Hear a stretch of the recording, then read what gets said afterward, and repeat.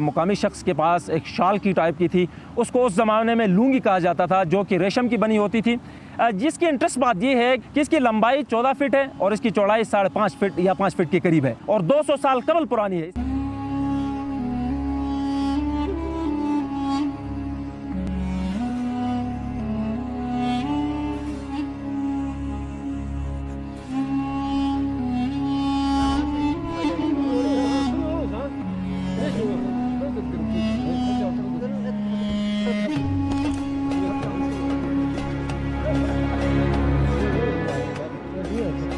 जब हम यहाँ पे जो एक मुकामी शख्स के पास एक शाल की टाइप की थी, उसको उस ज़माने में लुंगी कहा जाता था, जो कि रेशम की बनी होती थी, जिसकी इंटरेस्ट बात ये है कि बल्कि पूरे पाकिस्तान के लोगों के लिए इंटरेस्ट की बात है, बैनुल-अक़वामी तौर पर इंटरेस्ट की बात ये है कि इसकी लंबाई 14 फीट है और इसकी चौड़ाई 5.5 फीट या 5 फीट के करीब है।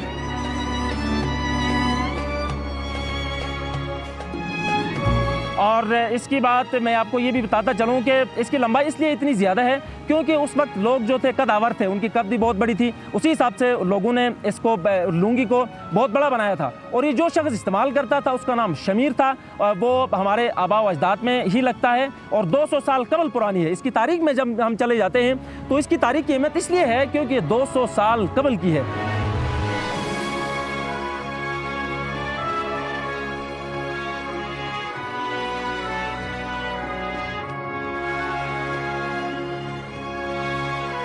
यानी उस ज़माने की रेशम की बनी हुई ये लुंगी अभी भी मौजूद है और उस वक्त शमीर दादा इसको अपने इस्तेमाल में लाता था, इसको इस्तेमाल करता था। अब जो है ये नायाब चीज़ बन चुकी है, 200 साल कबल की चीज़ है, रेशम की बनी हुई है और इसको लुंगी कहा जाता है। इंटरेस्ट बात ये है कि ये 14 फीट लंबी है और 5.5 फीट या 4 फीट की इसकी चौड़ाई है। तो अब भी लोगों ने उसे अपने पास रखा है। जो भी सियाह आते हैं, जो मुल्की और गैर मुल्की सियाह आते हैं, नमाज के तौर पर रखा है, उसको दिखाते हैं। और मैं इंटरेस्ट बात ये भी बताता चलूँ कि पिछले साल जो बूंद अरदास से ताल्लुक़ रखता है मजीद ठेकेदार, उसने इसकी कीमत लगाया था 5 लाख रुपए, तो फिर भी इन लोगों ने इसको नहीं बेचा है क्योंकि इतनी कीमती हो गई ये चीज़ कि 5 लाख में भी लोग बेचने के लिए तैयार ही नहीं है। इससे ये अंदाज़ा लगता है कि ये कितनी कीमती चीज़ है।